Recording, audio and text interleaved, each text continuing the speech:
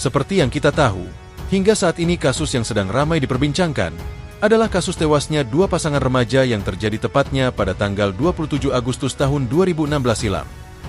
Melihat dari banyak kejanggalan pada kasus ini, tentu membuat masyarakat umum yang ikut serta memantau kasus ini memunculkan banyak asumsi-asumsi liar. Di video kali ini kita akan membahas kasus yang pada saat video ini dibuat, kasus tersebut belum juga terungkap. Seperti apa fakta-fakta di lapangan berdasarkan data-data dan kesaksian yang kita anggap kuat, ikuti terus.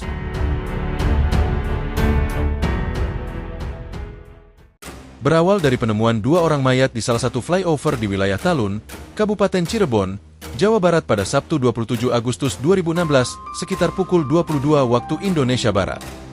Kejadian naas ini awalnya ditetapkan sebagai sebuah kecelakaan tunggal, yang dimana pada kejadian yang dianggap kecelakaan ini telah menewaskan dua remaja yang banyak dikenal dengan nama Vina dan Eki.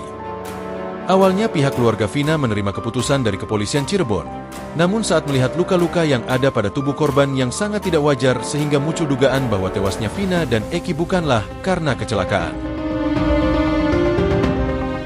Setelah 3 hari kejadian, terjadi hal yang di luar nalar, di mana salah seorang teman dari Vina yang dikenal bernama Linda sedang kerasukan yang diduga adalah arwah Vina.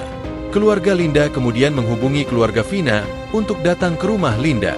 Linda yang saat itu sedang kerasukan arwah Vina kemudian menceritakan kronologi malam itu yang membuat dua nyawa remaja ini melayang. Berbekal petunjuk dari cerita Linda yang kerasukan Vina, pihak keluarga Vina akhirnya membuat laporan tentang kejanggalan tewasnya Vina dan Eki.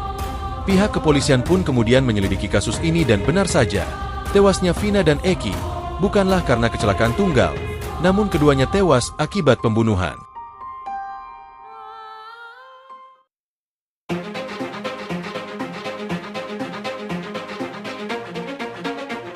Pada awalnya Vina dan Eki sedang berkeliling dengan sepeda motor bersama beberapa teman-temannya.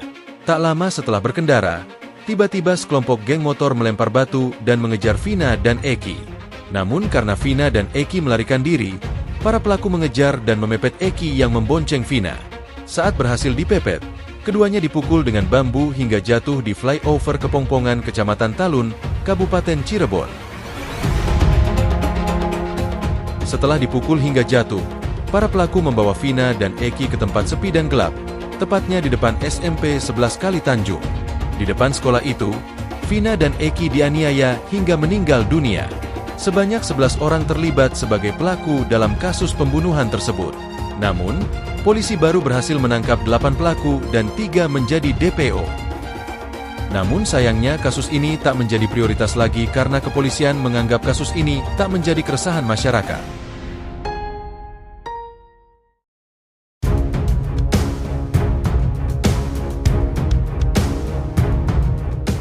Pada awal Mei tahun 2024, kasus kematian Vina ini diangkat menjadi sebuah film yang berjudul Vina Sebelum 7 Hari.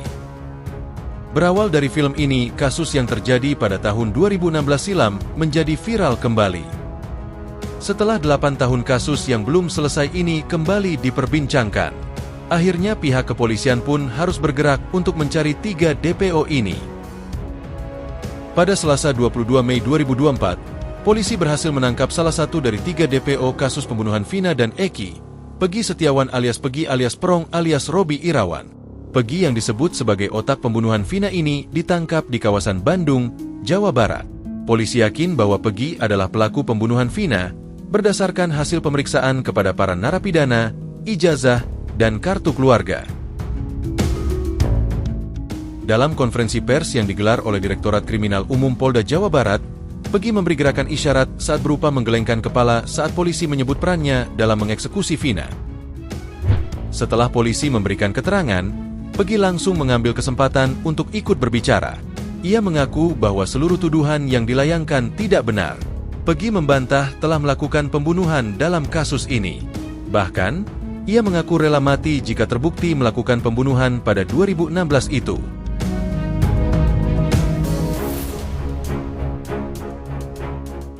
Selain itu, berdasarkan hasil penangkapan Pegi, polisi mengungkapkan bahwa tidak ada lagi DPO dari kasus pembunuhan Vina dan Eki di Cirebon. 2 orang yang sebelumnya masuk dalam DPO, yakni Dani dan Andi resmi dinyatakan gugur. Menurut polisi, Dua orang yang masuk DPO itu hanya keterangan dari para pelaku sebelumnya yang tidak dapat dibuktikan.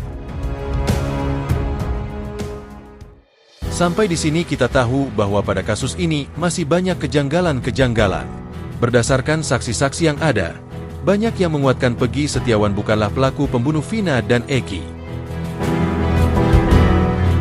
Bahkan bukan hanya Peggy, namun dari begitu meluasnya kasus ini yang semakin hari semakin banyak kejanggalan yang ditemui, memunculkan kecurigaan masyarakat apakah 8 terpidana tersebut benar-benar pelaku sebenarnya atau hanya menjadi korban salah tangkap dan kambing hitam.